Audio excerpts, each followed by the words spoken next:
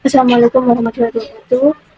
Yang terhormat Ibu Ulfa selaku dosen pengampu mata kuliah analisis laporan keuangan kelas C dan teman-teman sekalian. Di sini kami dari kelompok 1 akan memaparkan materi tentang aktivitas operasi. Sebelum memasuki materi, izinkan saya untuk memperkenalkan anggota kami terlebih dahulu. Dimulai dari saya, perkenalkan nama saya Lelani Wakandari Aryakan dengan NPM akhir 326, lalu ada Raffi Muhammad dengan NPM akhir 183, lalu ada Raffi Amrullah Yahya dengan NPM akhir 193, lalu ada Reni Hanadi dengan NPM akhir 194, lalu ada David Rick Octaviani dengan NPM akhir 325, lalu ada Angelika Karuna Fitra Boyani dengan NPM akhir 341, dan terakhir adalah Bilkis Agustina Bindiati dengan NPM akhir 345. Assalamualaikum warahmatullahi wabarakatuh. Perkenalkan nama saya Raffi Muhammad, NPM akhir 183. Di sini saya akan menjelaskan tentang pengukuran konsep pendapatan. Nah, konsep pendapatan itu dibagi menjadi dua. Yang pertama yaitu ada pendapatan ekonomi, yaitu mengukur perubahan bersih kekayaan pemegang saham. Dan yang kedua ada pendapatan permanen, yaitu estimasi pendapatan rata-rata stabil selama masa hidup bisnis. Nah, di pengukuran konsep pendapatan ini terdapat komponen pendapatan akuntansi. Ada tiga. Yang pertama yaitu adalah permanen atau berulang. Setiap dolar sama dengan 1 atau R dolar nilai perusahaan. Sementara setiap dolar sama dengan 1 dolar perusahaan. Dan yang ketiga yaitu adalah tidak relevan untuk penilaian. Nah, selanjutnya yaitu analisis pendapatan. Terdapat 2 poin. Yang pertama, identifikasi komponen, mengidentifikasi komponen permanen atau berulang dari pendapatan yang dilaporkan. Komponen yang kedua yaitu pemisahan komponen, memisahkan komponen pendapatan berulang dan tidak berulang dalam laporan laba rugi. Selanjutnya yaitu mengukur pendapatan akuntansi. Pendapatan yang dilaporkan harus menghilangkan pendapatan non berulang akuntansi nilai wajar yang semakin diadopsi membuat pendapatan yang dilaporkan mirip dengan pendapatan ekonomi, termasuk keuntungan atau kerugian yang belum terrealisasi. Analisis pendapatan dan isolasi komponen berulang menjadi penting. Pendapatan akuntansi terdiri dari pendapatan dan keuntungan serta biaya dan kerugian. Pendapatan berasal dari aktivitas bisnis yang berkelanjutan, sementara keuntungan berasal dari transaksi yang tidak berulang. Metode pengakuan pendapatan terutama dalam e-commerce dapat memengaruhi laporan keuangan dan membuka peluang untuk manajemen laba. Oleh karena itu, analisis praktik pengakuan pendapatan sangat penting. Selanjutnya itu berulang dan pendapatan berulang. Pendapatan yang dilaporkan harus menghilangkan pendapatan non berulang. Akuntansi nilai wajar mencakup keuntungan atau kerugian yang belum terrealisasi. Biaya adalah arus keluar kas dari operasi bisnis, sedangkan kerugian adalah penurunan aset dari operasi sampingan. Penangguhan biaya, mengkapitalisasi biaya yang manfaatnya direalisasikan selama banyak periode. Klasifikasi pendapatan penting dalam analisis dibagi menjadi berulang versus tidak berulang dan operasional versus tidak operasional. Pendapatan dari operasi berkelanjutan dilaporkan sebelum pajak, sementara item di bawahnya dilaporkan setelah pajak. Banyak analisis menghitung pendapatan inti yang mengecualikan item tidak berulang dan tidak biasa. Standar akuntansi memerlukan pengukuran pendapatan alternatif untuk mengidentifikasi komponen berulang dan tidak berulang. Pengukuran pendapatan yang tepat bergantung pada tujuan analisis. Selanjutnya yaitu adalah pengoperasian dan pendapatan non operasional. Pendapatan operasional mengukur pendapatan dari aktivitas operasi normal perusahaan, mengecualikan item yang tidak berulang atau tidak terkait dengan tujuan utama bisnis, seperti keuntungan atau kerugian dari perluasan aset, kerugian penurunan nilai, biaya restrukturasi, dan pendapatan atau beban bunga. Baik US GAAP maupun IFRS tidak mendefinisikan pendapatan operasional secara spesifik, menyebabkan variasi dalam pengukuran dan pelaporan. Laba operasi digunakan untuk memisahkan kegiatan investasi dan operasi dari kegiatan pembiayaan. Dengan analisis sering menentukan EBIT atau NOPAT untuk tujuan ini. Namun laba operasi yang dilaporkan sering tidak mengukur NOPAT dengan benar karena definisi yang membingungkan dan kurangnya konsistensi dalam pelaporan. Dalam kasus sewa operasi yang mencakup komponen bunga, pendapatan operasi biasa diremehkan kecuali dilakukan penyesuaian yang diperlukan. Selanjutnya yaitu pendapatan komprehensif. Pendapatan komprehensif mencakup semua perubahan ekuitas pemegang saham selain dari aktivitas pemilik seperti dividen. Hal ini termasuk laba bersih setelah pajak yang disesuaikan dengan keuntungan dan kerugian yang belum direalisasi, seperti dari surat berharga, investasi, dan nilai arus kas. Berdasarkan IFRS, ini juga bisa mencakup revaluasi aset, keuntungan atau kerugian yang belum direalisasi diakibatkan saat terrealisasi untuk menghindari penghitungan ganda. Pendapatan komprehensif penting karena mencerminkan pendapatan ekonomi yang lebih akurat daripada laba bersih. Analisis harus teliti memeriksa laporan keuntungan untuk mengidentifikasi informasi ini, karena perusahaan bisa menyembunyikan kerugian yang belum direalisasi. Sebagian besar perusahaan melaporkan pendapatan komprehensif dalam pernyataan ekuitas pemegang saham, bukan dalam laporan laba rugi utama. Baik, di sini saya akan menjelaskan tentang pos yang tidak berulang. Yang pertama terdapat pos luar biasa. Pos luar biasa merupakan transaksi atau kejadian yang bersifat tidak biasa dan jarang terjadi. Sebagian besar pos luar biasa berupa keuntungan atau kerugian dari pelunasan hutang yang lebih awal dari jadwal. Pos ini dilaporkan secara terpisah di laporan laba rugi dan biasanya hanya muncul kurang dari 6% dari perusahaan yang melaporkannya, meskipun pernah meningkat menjadi 12,4%. Ketika terjadi, pos luar biasa itu umumnya hanya mencakup kurang dari 3% dari penjualan. Untuk yang selanjutnya adalah kriteria dan akuntansi untuk pos luar biasa. Untuk memenuhi syarat sebagai pos luar biasa, transaksi harus tidak biasa dalam hal sifatnya dan jarang terjadi, yang artinya transaksi ini tidak terkait dengan aktivitas operasi normal perusahaan dan tidak diharapkan berulang di masa depan. Pos luar biasa itu dilaporkan setelah laba dari operasi berkelanjutan dan harus dipisahkan dari pendapatan normal perusahaan. Contoh kejadian yang tidak diklasifikasikan sebagai pos luar biasa itu ada 3, yaitu penurunan nilai piutang atau persediaan, keuntungan atau kerugian dari penjualan segmen bisnis, dan dampak dari pemogokan kerja. Untuk yang selanjutnya adalah analisis pos luar biasa. Dalam menganalisis selanjutnya discontinued operation atau operasi yang dihentikan. Selanjutnya akuntansi untuk discontinued operation. Agar suatu komponen selanjutnya adalah analisis discontinued operation. Analisis ini bersifat prospektif dan berorientasi pada pengambilan keputusan. Oleh karena itu, dalam analisis, semua pengaruh dari operasi yang dihentikan harus dihapus dari pendapatan saat ini dan pendapatan masa lalu. Hal ini berlaku baik untuk penentuan pendapatan ekonomi maupun pendapatan permanen. Dalam evaluasi kondisi keuangan perusahaan, seorang analis juga harus menghapus aset dan liabilitas dari operasi yang dihentikan di neraca.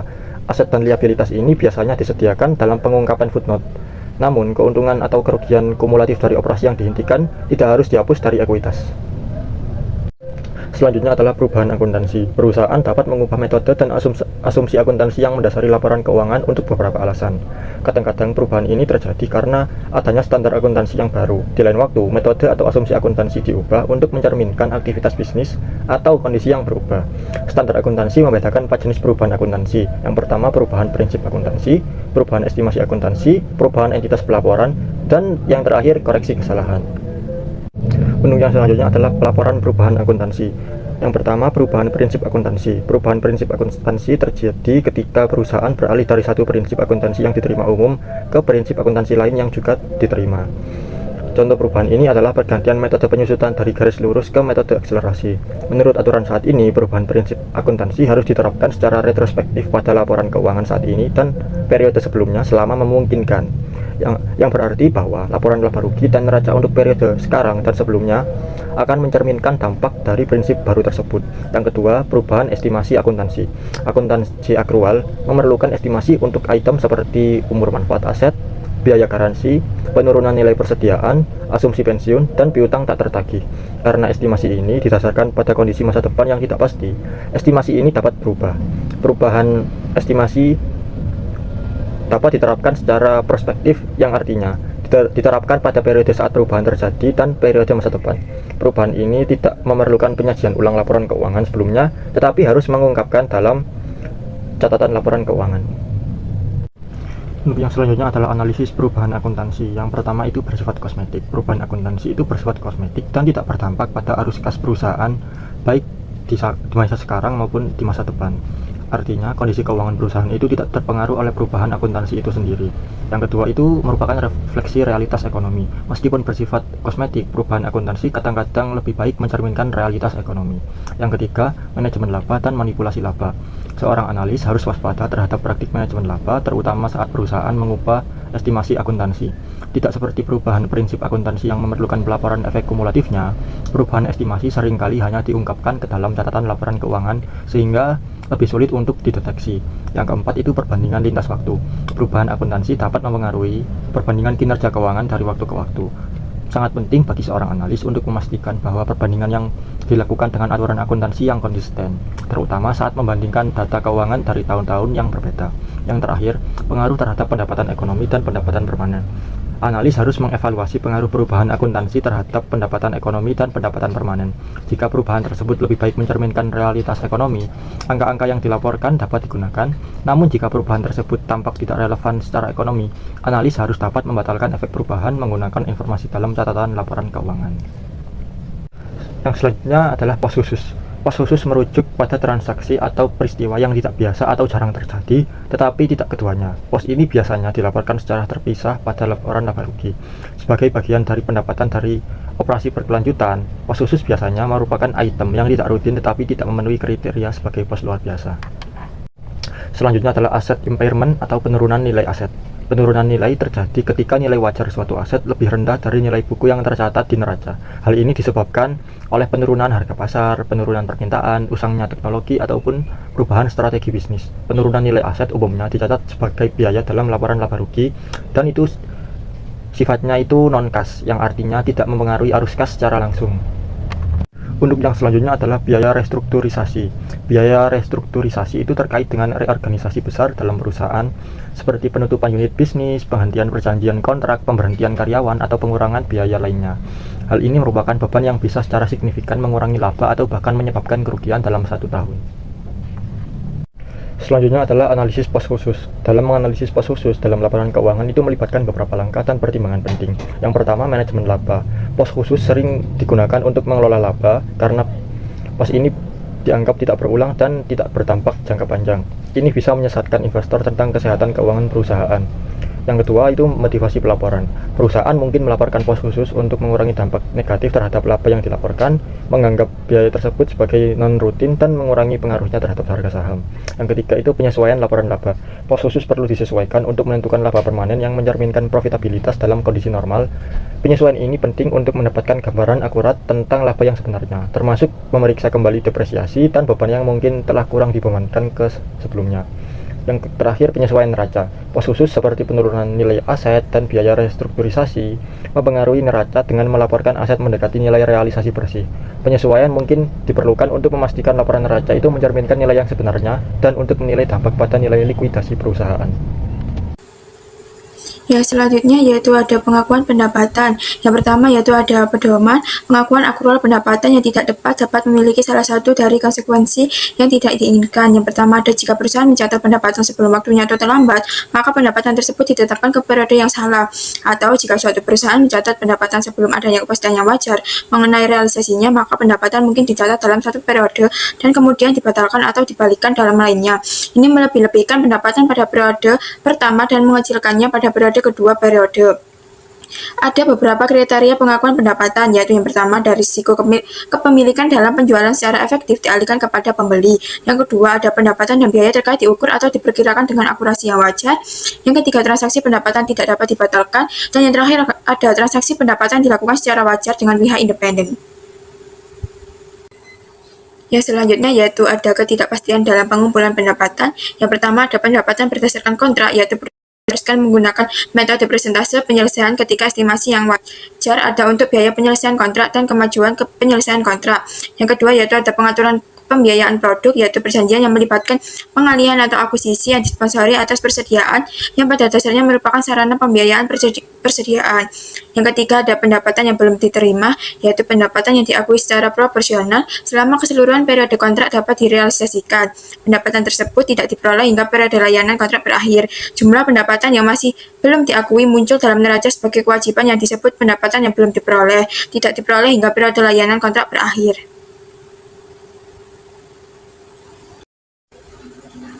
Yang keempat yaitu ada pendapatan ketika hak pengembalian ada, yaitu pembeli memiliki hak pengembalian pendapatan jika dalam kondisi berikut. Yang pertama yaitu harga sebagian besar tetap atau dapat ditentukan pada tanggal penjualan. Yang kedua, pembeli berkewajiban membayar penjual. Yang ketiga, kewajiban pembeli kepada penjual tidak berubah jika terjadi pencurian atau kerusakan pada produk. Yang keempat, pembeli memiliki substansi ekonomi terpisah dari penjual. Yang kelima, penjual tidak memiliki kewajiban signifikan untuk kinerja masa depan terkait penjualan. Dan yang terakhir yaitu pengembalian diperkirakan secara wajar.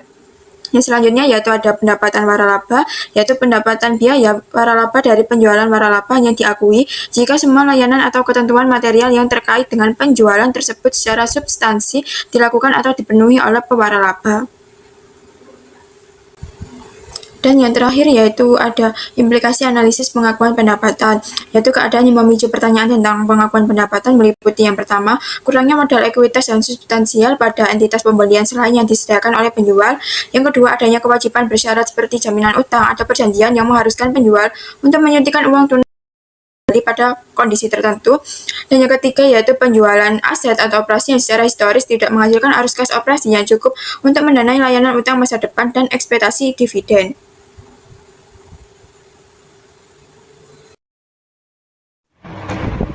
Baik, saya Randy Arnadi dengan pembayaran 194 akan menjelaskan mengenai bagian deferred charge. Jadi deferred charge atau biaya yang ditangguhkan adalah biaya-biaya yang tidak langsung diakui sebagai beban saat terjadinya. Sebaliknya, biaya ini dicatat sebagai aset karena manfaat ekonominya diharapkan akan muncul di masa mendatang. Deferred charge biasanya timbul dalam konteks biaya yang tidak menghasilkan pendapatan langsung pada periode saat biaya terjadi, tetapi diharapkan akan memberikan manfaat dalam periode yang akan datang. Contoh, biaya ini termasuk biaya penelitian dan pengembangan, biaya pengembangan perangkat lunak, serta biaya eksplorasi di industri ekstraktif. Selanjutnya, kita membahas mengenai pentingnya deferred charge dalam laporan keuangan. Deferred charge memainkan peran penting dalam laporan keuangan karena memungkinkan perusahaan mencocokkan biaya dengan pendapatan yang relevan. Prinsip ini dikenal sebagai matching principle dalam akuntansi. Dengan menangguhkan pengakuan biaya hingga manfaatnya diterima, laporan keuangan dapat mencerminkan kinerja keuangan yang lebih akurat.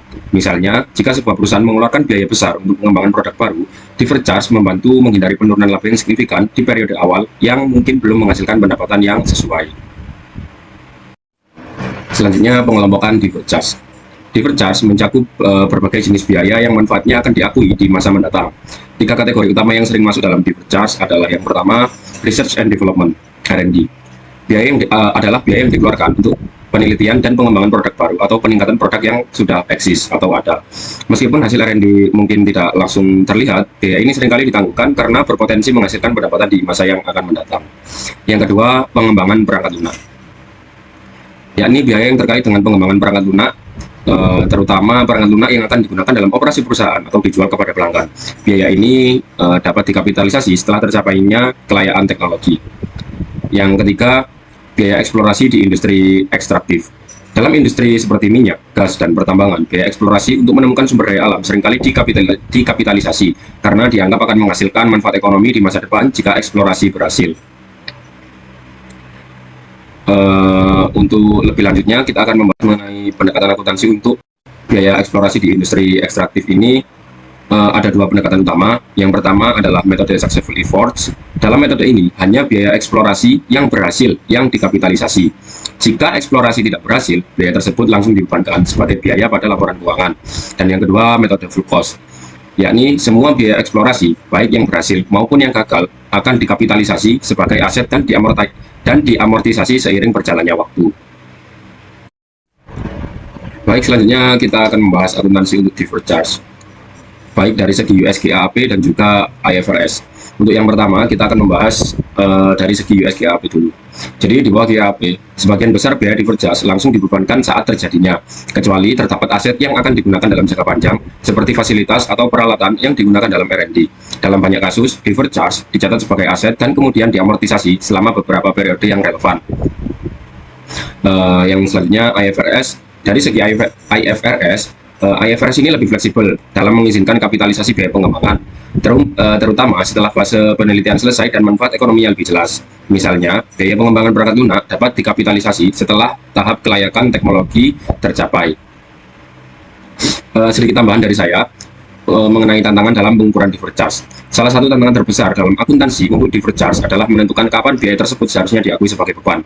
Menunda pengakuan biaya dapat meningkatkan laba dalam jangka pendek. Tetapi, jika biaya tersebut tidak menghasilkan manfaat masa depan yang diharapkan, ini dapat merugikan perusahaan di kemudian hari. Oleh karena itu, sangat penting bagi perusahaan untuk secara hati-hati menilai kapan deferred charge dapat memberikan manfaat ekonomi yang nyata. Dan yang terakhir di subbab deferred charge ini, kita akan membahas mengenai implikasi analis, yakni dampak deferred charge terhadap kinerja keuangan. Deferred charge dapat mengaruhi kinerja keuangan perusahaan dengan menunda pengakuan biaya dan meningkatkan laba di awal periode. Namun, jika deferred charge tidak memberikan manfaat ekonomi yang seperti diharapkan, perusahaan bisa menghadapi penurunan laba di masa depan ketika biaya tersebut akhirnya dibebankan. Oleh karena itu, analis harus berhati-hati dalam melakukan penilaian terhadap deferred charge, terutama dalam menilai profitabilitas perusahaan di masa depan. Selanjutnya, analis harus mempertimbangkan deferred charge sebagai aset yang bisa meningkatkan laba di masa depan. Namun, penting juga untuk mempertimbangkan risiko bahwa beberapa biaya yang ditangguhkan mungkin tidak akan memberikan manfaat seperti yang diharapkan. Dalam analisis keuangan, penting untuk memahami biaya, jenis-jenis biaya yang termasuk dalam deferred charge dan juga menilai dampaknya terhadap profitabilitas perusahaan untuk jangka waktu yang panjang. Kompensasi tambahan manfaat untuk karyawan ini dibagi menjadi dua, yaitu ada kontrak kompensasi tertunda dan hak apresiasi saham. Kontrak kompensasi tertunda ini merupakan janji untuk membayar karyawan di masa depan dan beberapa dengan kontingensi. Kompensasi yang ditambahkan akan dihitung secara sistematis dan rasional selama periode kerja aktif yang dimulai saat kontrak audit. Lalu untuk hak apresiasi saham ini merupakan hak saham yang diberikan kepada karyawan atas dasar sejumlah saham tertentu. Perusahaan mencatat kompensasi pada akhir periode biaya dihitung sebagai perbedaan antara harga pasar penghargaan saham dan harga opsi tanggal pemberian. Lalu ada opsi saham karyawan. Kompensasi berbasis saham sangat populer karena ISO ini dapat meningkatkan kinerja dengan memberikan karyawan saham dalam bisnis dan dengan menyelaraskan insentif karyawan dan perusahaan. Lalu ISO ini dipandang oleh karyawan sebagai sarana untuk mencapai kekayaan. Meskipun ISO merupakan bentuk kompensasi karyawan, namun tidak memiliki dampak arus kas secara langsung. Nah, di bawah GAAP sebelumnya, ISO ini memberikan imbalan kerja tanpa mengharuskan pencatatan biaya. Lalu ada karakteristik opsi saham karyawan. Nah, opsi saham karyawan ini merupakan peluang kontraktual yang diberikan oleh perusahaan kepada karyawan. Nah, karyawan ini dapat membeli sejumlah saham perusahaan dengan harga tertentu atau setelah tanggal tertentu di masa depan. Opsi saham karyawan ini terbagi menjadi dua, yaitu ada insentif dan non-insentif. Opsi saham insentif ini atau opsi saham yang memenuhi syarat yang disukai pajak, tidak dikenai pajak hingga saham tersebut dijual oleh karyawan. Opsi-opsi ini harus diberikan pada nilai pasar yang wajar dan saham harus disimpan selama 2 tahun sejak tanggal pemberian dan 1 tahun sejak tanggal opsi tersebut dilaksanakan. Lalu selisih antara harga pelaksanaan dan harga jual biasanya dikenakan pajak sebagai pendapatan biasa. Opsi saham yang tidak memenuhi syarat tidak memiliki manfaat pajak dari opsi yang memenuhi syarat. Opsi ini terkadang diberikan dengan harga diskon dari nilai pasar wajar dan karyawan dikenakan pajak pada saat pelaksanaan atas selisih antara harga pelaksanaan dan nilai pasar wajar saham. Dalam hal ini, perusahaan mendapatkan manfaat dari pengurangan pajak sebesar jumlah pendapatan yang diakui oleh karyawan. Lalu ada biaya ekonomi dan manfaat ISO. Nah, manfaat utama dari ISO ini adalah potensi peningkatan nilai perusahaan yang dapat muncul melalui efek insentif pada perilaku karyawan. ISO ini bertujuan untuk menyelaraskan insentif karyawan dan perusahaan dengan memberikan kesempatan kepada karyawan untuk berpartisipasi dalam penciptaan kekayaan pemegang saham. Biaya opsi saham karyawan adalah potensi efek dilutifnya. Artinya ketika dieksekusi, ISO ini mengalihkan kekayaan dari pemegang saham pada karyawan dengan cara mendilusi kepemilikan pemegang saham saat ini di perusahaan.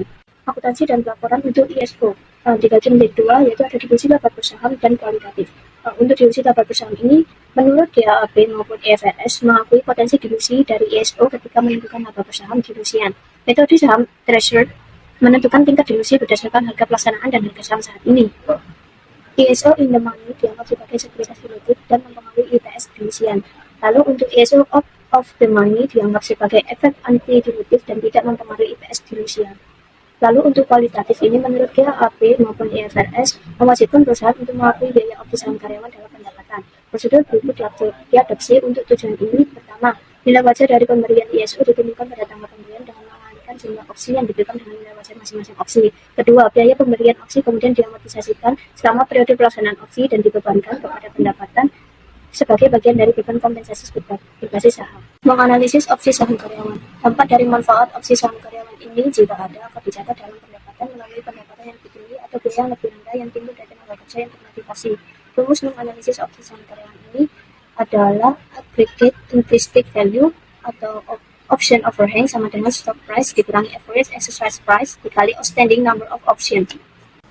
Baik, materi selanjutnya yaitu biaya bunga. Bunga atau interest merupakan kompensasi atas penggunaan uang. Selain itu, bunga juga merupakan kelebihan kas yang dibayar atau dikumpulkan di atas uang atau pokok yang dipinjam atau dipinjamkan. Bunga ditentukan berdasarkan beberapa faktor dan salah satu yang paling penting adalah resiko kredit atau tidak dibayar atas peminjam. Beban bunga dihitung menggunakan suku bunga, pokok, dan waktu. Nah, di dalam biaya bunga terdapat perhitungan bunga, kapitalisasi bunga, dan analisis bunga. Yang pertama yaitu perhitungan bunga. Beban bunga untuk suatu perusahaan merupakan tingkat nominal yang dibayar pada pendanaan utang termasuk dalam kasus obligasi, amortisasi diskon, atau premi. Kesulitan akan timbul ketika perusahaan menerbitkan utang konversi atau utang dengan waran. Situasi ini menyebabkan tingkat nominal di bawah biaya utang. Nah, di dalam perhitungan bunga ini terdapat kasus-kasus. Yang pertama yaitu dalam kasus utang konversi. Praktik akuntansi menganggap fitur utang dan ekuitas tidak dapat dipisahkan. Yang kedua itu dalam kasus utang yang diterbitkan dengan waran saham. Penerimaan kas diatribusikan kepada nilai waran yang dicatat sebagai modal setor. Selanjutnya itu ada kapitalisasi bunga. Kapitalisasi bunga diperlukan sebagai bagian biaya aset yang dibangun atau jika tidak diproduksi oleh perusahaan untuk penggunaan sendiri, atau termasuk aset yang dibangun atau diproduksi untuk perusahaan oleh pihak lain ketika pembayaran deposito. Tujuan dari kapitalisasi bunga adalah yang pertama, untuk mengukur biaya akuisisi suatu aset secara lebih akurat. Yang kedua yaitu untuk mengamortisasi biaya akuisisi terhadap pendapatan yang dihasilkan oleh aset. Selanjutnya yaitu ada analisis bunga. Analisis harus menyadari bahwa akuntansi terkini untuk bunga utang konversi masih kontroversial. Banyak yang berpendapat bahwa mengabaikan nilai hak konversi dan menggunakan tingkat kupon sebagai ukuran bunga, mengabaikan biaya bunga real. Sebaliknya, perhitungan laba per saham dilusian menggunakan jumlah saham yang diterbitkan dalam peristiwa konversi atas utang konversi. Hal ini menyebabkan timbulnya beban tambahan terhadap tingkat kupon melalui laba per saham dilusian. Beberapa analisis juga berpendapat bahwa bunga mencerminkan biaya periode dan tidak dapat dikapitalisasi. Untuk materi selanjutnya adalah pajak penghasilan. Nah, beban pajak penghasilan merupakan biaya bisnis yang cukup diperhitungkan dan besar. Memahami akuntansi untuk pajak penghasilan penting untuk keberhasilan analisis laporan keuangan suatu perusahaan. Dalam poin ini lebih fokus pada akuntansi dan juga analisis beban pajak penghasilan berkala serta aset dan kewajiban terkait dan bukan pada undang-undang perpajakan. Submateri yang pertama yaitu akuntansi pajak penghasilan. Nah, dalam akuntansi pajak penghasilan ini terdapat perbedaan antara pendapatan pajak dan juga pendapatan GAAP yang pada dasarnya ada dua jenis. Yang pertama ada perbedaan sementara. Nah, perbedaan sementara ini terutama terjadi pada perbedaan waktu antara akuntansi pajak dan juga akuntansi GAAP. Misalnya, dalam GAAP memungkinkan perusahaan untuk mengambil biaya restrukturisasi atas perkiraan biaya restrukturisasi yang mungkin berlangsung beberapa tahun. Sementara, untuk undang-undang pajak hanya mengizinkan untuk pengurangan pajak biaya restrukturisasi benar-benar terjadi. Yang kedua, yaitu perbedaan permanen. Nah, perbedaan tersebut muncul karena adanya undang-undang pajak dan juga GAAP pada dasarnya berbeda dalam perlakuan terhadap item tersebut. Nah, misalnya, dalam pendapatan bunga dari obligasi kota tertentu dibebaskan dari pajak dan karenanya tidak termasuk di dalam penentuan pendapatan kena pajak. Sementara itu dimasukkan ketika menentukan pendapatan GAAP. Selanjutnya yaitu sifat kewajiban atau aset pajak tangguhan. Nah, secara umum kewajiban atau aset pajak tangguhan itu menandakan dua hal. Yang pertama, kewajiban pajak tangguhan. Nah, dalam kewajiban pajak tangguhan ini, penghasilan GAAP lebih besar dari penghasilan kena pajak di masa lalu. Oleh karena itu, pembayaran pajak di masa lalu relatif lebih rendah, yaitu sebagai persen pendapatan GAAP. Pembayaran pajak di masa depan diperkirakan akan relatif lebih tinggi. Yang kedua yaitu aset pajak tangguhan. Nah, pendapatan GAAP lebih kecil dari pendapatan kena pajak di masa lalu. Pembayaran pajak relatif lebih tinggi, sehingga pembayaran pajak di masa depan diperkirakan akan meningkat relatif lebih rendah. Materi selanjutnya yaitu menilai saat ini aset dan kewajiban pajak tangguhan. Nah, aset pajak tangguhan atau kewajiban merupakan arus kas masa depan potensial yang timbul dari adanya pembalikan perbedaan temporer. Namun, pembalikan ini bisa terjadi dalam jangka waktu bertahun-tahun nanti. Dalam hal ini, nilai sekarang dari efek arus kas akan jauh lebih kecil daripada yang tercatat di neraca. Oleh karena itu, beberapa analisis merekomendasikan untuk menilai aset ataupun kewajiban ini. Untuk melakukan hal itu, penting untuk memahami sifat dari setiap komponen aset ataupun kewajiban yang ditangguhkan dan memperkirakan berapa tahun kemudian rata-rata mereka akan membalikan keadaan tersebut. Dan materi terakhir yaitu meramalkan pendapatan dan arus kas di masa depan. Pengungkapan pajak penghasilan berguna untuk memperkirakan arus kas masa depan. Kita perlu mempertimbangkan perbedaan permanen dan juga sementara. Yang pertama, mempertimbangkan perbedaan permanen. Sebagian besar buku teks penilaian merekomendasikan penggunaan tarif pajak menurut undang-undang yang saat ini senilai 35% ketika memperkirakan pendapat atau arus kas masa depan. Kedua, perbedaan sementara diukur dengan aset atau kewajiban pajak tangguhan, berguna dalam peramalan arus kas tetapi tidak dalam peramalan pendapatan. Adanya pajak tangguhan yang besar kewajiban aset menunjukkan bahwa pembayaran pajak perusahaan di masa depan kemungkinan besar akan lebih tinggi ataupun lebih lebih rendah dari ketentuan pajaknya. Sekian presentasi dari kelompok 1. Mohon maaf bila ada kesalahan kata.